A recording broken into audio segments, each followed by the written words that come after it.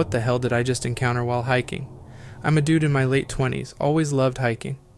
Used to go with my dad when I was a kid, but since he passed, I've been doing it solo. Never thought I'd run into anything out of the ordinary, just enjoyed the peace and quiet. One late summer, I decided to hike a remote trail up in the mountains. The trail's off the beaten path, perfect for solitude. About 5 miles in, I came across an old man sitting on a log in a clearing. It was weird seeing anyone out there, especially someone like him, ancient, with a long gray beard and eyes that looked like they'd seen everything. "Howdy," he greeted me in this gravelly voice. We exchanged pleasantries, and he asked if I was alone. I said, "Yeah, just me." He nodded, then gave me a look that sent a chill down my spine. "You shouldn't be out here alone at night," he said. "Strange things happen in these woods after dark, things you don't want to meet." I thought he was just another old guy telling ghost stories, so I brushed it off, though I couldn't shake the feeling that he meant it. He left, shuffling down the trail, and I continued on my hike. By evening, I set up camp near a stream, trying to put his words out of my mind. Around midnight, I heard footsteps, not the light steps of animals, but heavier, deliberate. I grabbed my flashlight, heart racing. "Hello?" I called out, shining the light around. No answer. The footsteps stopped, but I could feel eyes on me. I turned and saw him, the old man from before, just at the edge of the firelight. "What are you doing here?" I asked, trying to keep my voice steady. He didn't reply, just stood there, staring. His eyes didn't reflect the light. They seemed to glow on their own, a faint, eerie glow. And his face? It looked like his skin didn't fit right, too tight, almost stretched. I realized then that he wasn't human. The way he moved, the way his eyes glowed, something was very wrong. My dad had always taught me to trust my gut, and every instinct I had was screaming at me to run. I grabbed a burning stick from the fire, brandishing it in front of me. "Stay back!" I shouted. The old man, no, the thing, flinched, but then it stepped forward, moving in a jerky, unnatural way. I swung the stick, catching it across the face. It screamed, a high-pitched sound that made my ears ring, and I ran. I didn't look back, just tore through the forest as fast as I could, my legs burning, heart pounding. I found a cave, just a shallow overhang, but it was enough. I crawled inside, my body shaking, trying to catch my breath. I didn't sleep, just huddled there, every sound making me jump. When dawn came, I crept out, making my way back to the trailhead as quickly and quietly as I could. I reached my car and didn't stop driving until I was back in my apartment, doors locked, blinds drawn. I sat there for hours, trying to make sense of what I'd seen. I couldn't. I still can't. I didn't go to the cops. What would I say? They'd think I was crazy. Hell, I think I'm crazy sometimes. I haven't been back to that trail since. I still hike, but only in well-traveled areas, and never alone. I keep hearing the old man's warning, "Don't travel alone at night." Maybe he was trying to help me, maybe he was already gone. I don't know. I just know that there are things out there, things we don't understand, things we don't want to meet, and sometimes they're closer than we think. We went hunting, but something strange was in the woods. I won't mention any names or personal details here, but I think it's time to share this story. My wife had her girls' day all planned out, pedicures, brunch, the works. She'd been talking about it all week, counting down the days. Me? I had different plans. It was the start of hunting season, and the guys and I had a trip into the deep woods scheduled. We'd been hunting together for years, practically since we were kids. Any excuse to load up the truck and head out to the woods was good enough for us. And with our wives busy, it was the perfect time to escape for a bit. We met up at dawn, coffee in hand, rifles slung over our shoulders, ready to track some game. It was the perfect day for hunting, cold enough to see your breath, but not so cold that your fingers felt like they'd freeze to the trigger. The three of us piled into the old pickup truck and headed out to a spot way past the main roads, somewhere we knew the deer would be plentiful, and the chances of running into other people were slim to none. The first couple of hours were spent hiking and tracking.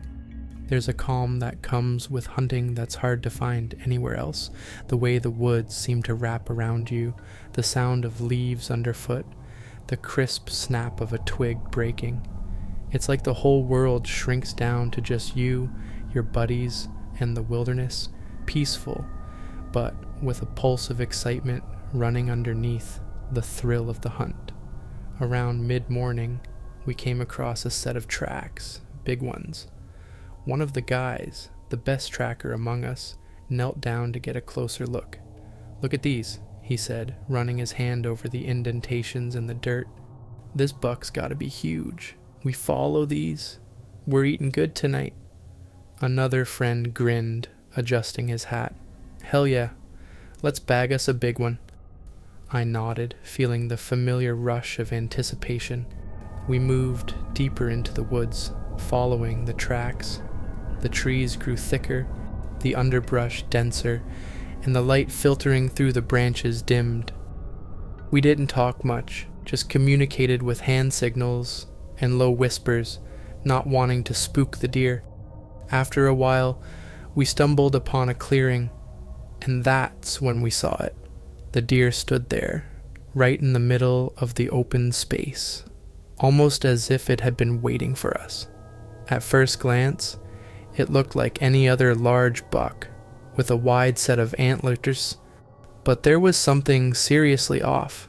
The deer was aggressive, its body tense, and its eyes burning with a disturbing intensity. As we approached, I swear it seemed to grow larger, its presence becoming more imposing by the second.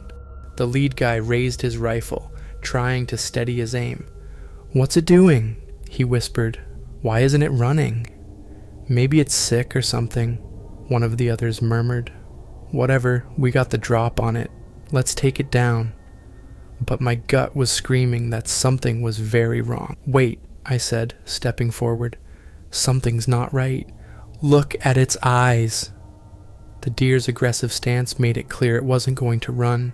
It blinked slowly, deliberately, and I had such a strange feeling about this. Suddenly, it charged at us. Its hooves thudded against the ground with terrifying speed, and before we could react, it slammed into one of the guys, knocking him to the ground. Its antlers flailed dangerously, and it gored at him with a fury I'd never seen in a deer. We tried to fire, but the deer seemed to dodge the shots with unnatural agility. The creature grew even more monstrous as it attacked, its form shifting and growing. In that moment, it was a fight or flight scenario. We decided to fight. The lead guy fired at the creature, but the shots passed right through it, as if it wasn't even there. The creature just grinned wider, its mouth stretching unnaturally, revealing too many sharp teeth. Then it began chanting in a low, guttural tone that made my skin crawl and my heart race. "We need to go," one of my friends whispered urgently, his voice barely more than a breath. "We need to get out of here, now." We started to back away slowly, trying not to make any sudden movements. One of the guys kept his rifle aimed at the creature, but his hands were shaking so badly, I doubted he could get off a clean shot. My heart was pounding so hard, I thought it might burst out of my chest. As we retreated, the creature's chanting grew louder, more insistent.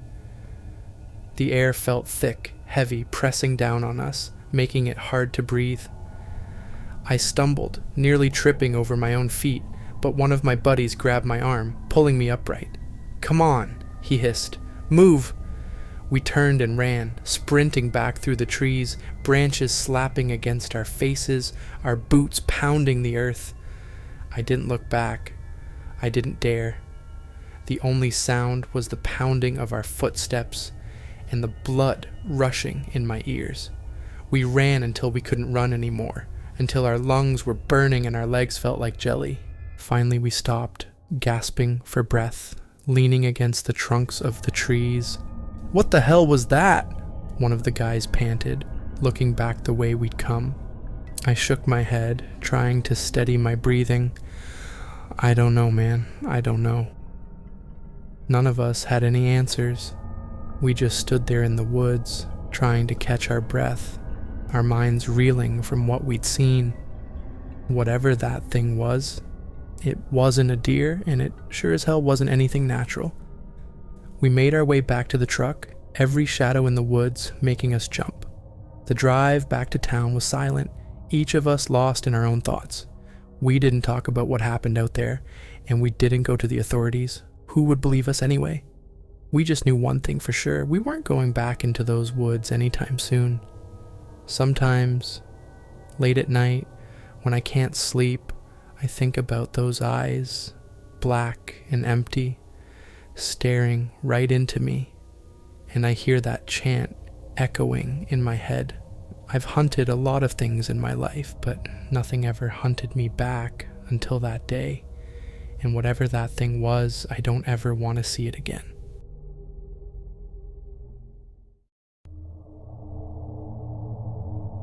Skinwalker Encounter as a truck driver.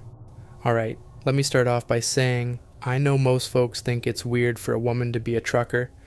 I've heard all the comments. "What's a lady doing out here on the open road?" Or, "Ain't this job a bit rough for you?" Well, I'll tell you, I love my job. There's nothing like the freedom of the highway, the hum of the engine, and the quiet nights when it's just me and my rig. But I gotta share something that happened to me a while back that made me question my whole life. This ain't your typical trucker story, I promise you that. It was one of those long hauls driving through the dead of night. I was somewhere out in the middle of nowhere, miles of empty roads stretching ahead, the dark sky full of stars. My truck, old Betsy, was doing her thing, purring down the highway. I had my coffee in the cup holder, some classic rock on the radio, and the CB radio on, just in case one of the other drivers had something worth saying. You never know what you might pick up out there. Some nights you get a good laugh, other times it's just the static hissing at you. But that night I got something else entirely. Around 1 a.m., when the coffee started losing its kick, I heard it. A voice, faint and crackling, came through the CB radio. I thought it might be one of the other truckers, maybe someone needing help, or just looking for a chat to pass the time. I turned down the music and leaned in close to the radio, adjusting the dial to clear up the signal. "Help, please, lost." The voice was barely there, like it was struggling to get through. It sounded shaky, almost desperate. I grabbed the radio mic and pressed the button. "This is Betsy, rolling through Route 97. What's your location? Over."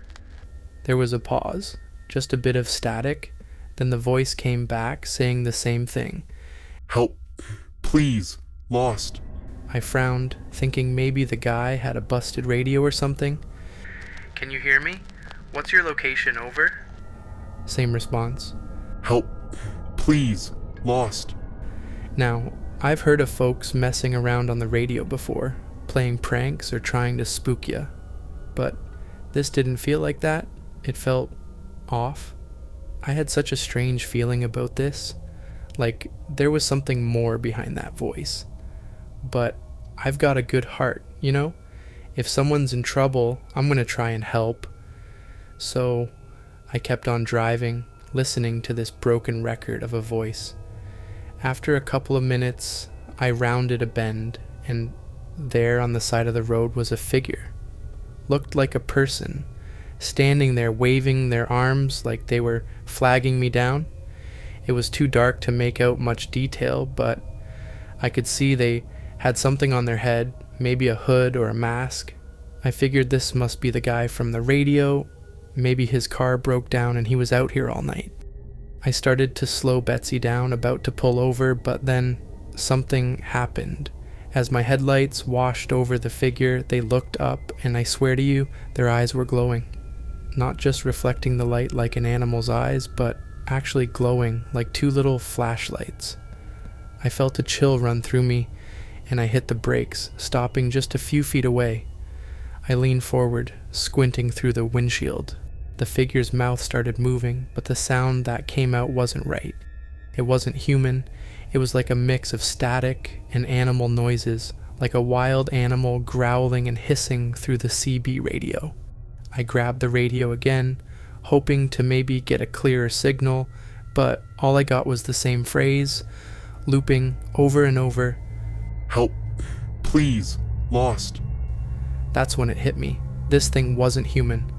I'd heard stories, tales from other truckers about creatures out in the woods, things that mimic voices to lure you in. Skinwalkers, some called them. I always thought it was just talk, campfire tales to keep newbies on their toes. But now, seeing those glowing eyes and hearing that voice, I knew this was no joke. The figures started moving closer, slow at first, then quicker. I had my window down just a crack, and I could hear its footsteps on the gravel, too heavy, too loud for just one person. I don't know if it was fight or flight, but my gut told me to get the hell out of there. I slammed my foot on the gas, and Betsy roared to life, tires screeching as I peeled out, leaving that figure in a cloud of dust. My heart was pounding, hands shaking on the wheel. I kept checking the mirrors, expecting to see those glowing eyes chasing after me. I flipped through the CB channels, hoping to hear a human voice, but it was just static. My mind was racing, trying to make sense of what I'd seen. It couldn't have been real, right? Maybe I was just tired, too much caffeine and not enough sleep. Maybe my mind was playing tricks on me, but then again, I've driven through more nights than I can count, and nothing like that ever happened before. I drove for what felt like hours, not stopping until I saw the lights of a truck stop up ahead. I pulled in, parked, and just sat there, trying to catch my breath. I checked the radio again, but the voice was gone, just silence. I looked around the lot, half expecting that figure to be there, watching me. But it was just me and the other truckers, all minding their own business. I got out, my legs trembling, and went inside to grab another coffee, maybe a sandwich. Something to ground me back to reality. A few of the other truckers were there, and one of them, an older guy with a beard, noticed a look on my face. "You alright, miss?" he asked, looking concerned. "You look like you seen a ghost." I forced a smile, shaking my head. "Yeah, something like that," I said. Picked up a weird signal on the CB. Thought maybe someone needed help, but it was just nothing. He nodded, sipping his coffee. "Weird stuff happens out on the road at night. You gotta watch yourself. A lot of strange things out there. Things that'll mess with your mind." I just nodded, not really knowing what to say. I finished my coffee, grabbed a couple of snacks, and headed back to Betsy. I still had miles to go before my haul was done, but I wasn't about to stop until the sun was high in the sky. No way was I risking another run-in with whatever that was. As I climbed back into the cab and started the engine, I kept thinking about those glowing eyes and that voice. I don't know what it was, but it sure as hell wasn't anything I'd ever seen before. A few weeks later, I was scrolling through Reddit, just killing time between hauls, and I stumbled upon a thread about weird road encounters. A lot of folks were talking about these creatures called skinwalkers, describing them with glowing eyes and voices that weren't quite human. My blood ran cold reading those posts, realizing I wasn't the only one who'd seen something like that. Skinwalker or not, that night freaked the ever-living creep out of me. So yeah, sometimes it's better to just turn up the radio, keep on rolling, and not think too hard about what's out there in the dark. What the F did we just encounter? 'Cause that's ain't a coyote. Hey, Reddit, I've never posted here before, but after what happened last night, I need to share this. Maybe it'll help me make sense of it, or maybe someone out there has had a similar experience. I don't know. All I know is I'm not sleeping anytime soon. So, a little background. There are 4 of us, me, let's just call me Max, Gabriel, Lila, and Tommy. We've been best friends since high school, And we do this thing every year where we take a road trip. Nothing fancy, just hopping in Gabriel's beat-up Jeep and hitting the open road, usually ending up at some random destination we picked a week before.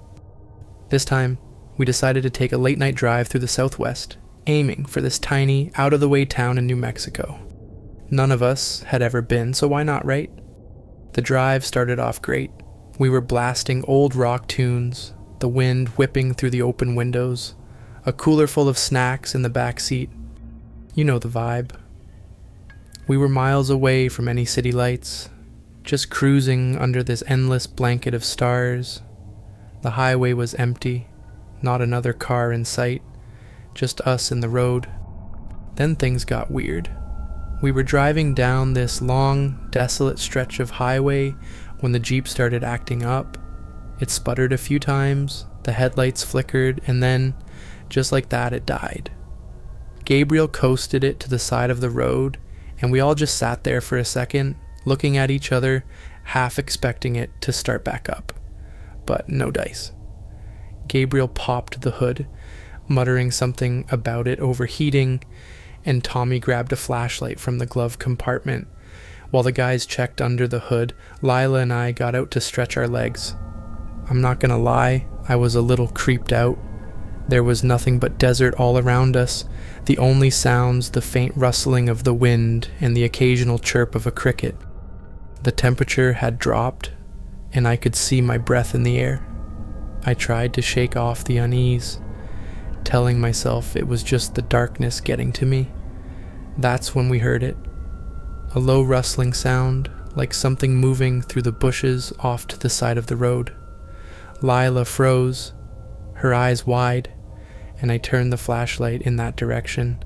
The beam cut through the darkness, and for a split second I saw a pair of eyes reflecting back at us. Coyote eyes. At least, that's what I thought at first. I nudged Gabriel, and he and Tommy turned to look.